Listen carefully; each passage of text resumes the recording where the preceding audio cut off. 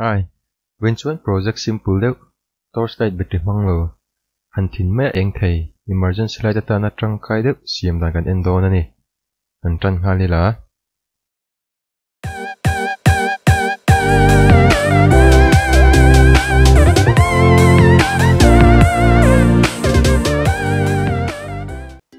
Ole, coil current kan pekin magnetic field in siam ti kan ria. Electromagnet kan tiang chi kha. Chutiang chia chuan coil bula magnet kan ti chetin electric energy pethaya. Chu voina kan power source atana kan man tur chu ni dawn ani. Chutiang nei thei tur chuan 20 mm PVC pipe kha inches ruka thuya kamaka. Chuan kan coil ve na tur kha alaya tranga inchi khat ve ve a kamak le a. Circular saw te in inches ruka khan kakata. Coil ve nomnan plastic ring ka siam le a. Pipe leng tok khan alaya karek boka. Ti chuan veter glue in ka char beta. Glue ro nu chuan coil kan vetran thaita. Coil ve ol sam dan chu voi som vel han ve tila. Char makila. Se tur om lowa du tok kan vet coil thai ani. Dark arch chan ve vel ka ve nu chuan centimeter chan ve vel a cha coil ka nei thaya. Ache tur ve nan tape hian ka char hri don ani. Kan magnet ata neodymium magnet 1.5 cm lian hi ka hmang dona. Ake ol sama wangin tape hian ka tuam bok dona ni. Indu chuan bar magnet po aman thei ni. Atla tur dal tu tan pipe chung leng tokin plastic kakat le. A in khon nat lutuk lo nan sponge ka da tela. Chuan magnet ka thun hnuwa vetra glue in atla dal tu kha ka char tanga.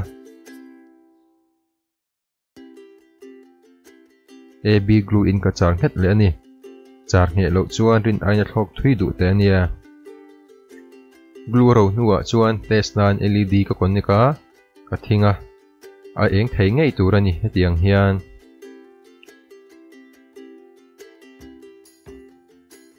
Ole kan source chu kan siam zauta.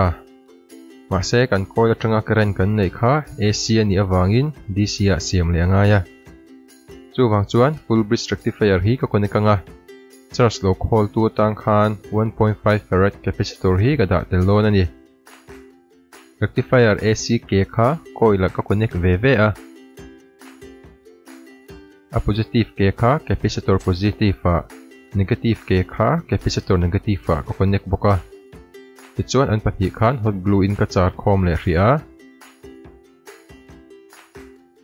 Test nan minute ni vel ka thin hnu chuan 2.7 volt vel kan capacitor in a lo khola.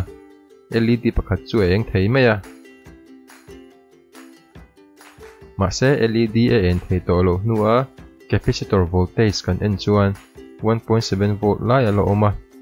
E hi mang tangkai vek thei tur chuan video masa kan siam. Joule steel circuit kha kan mo don ani.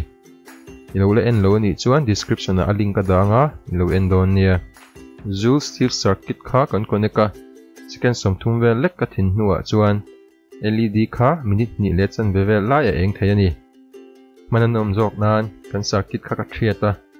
Volt board ta ka soldering a connection siam na hrui hi ka da bel nuala no confuse lo ula.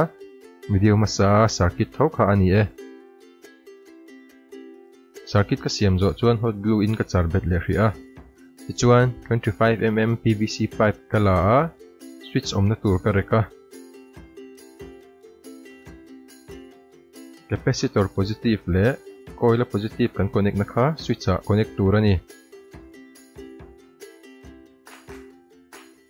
Ahma kan man 3 mm LED ka chu a en lo deuh hlek awangin 3 watt LED hi ka hmang jok dona.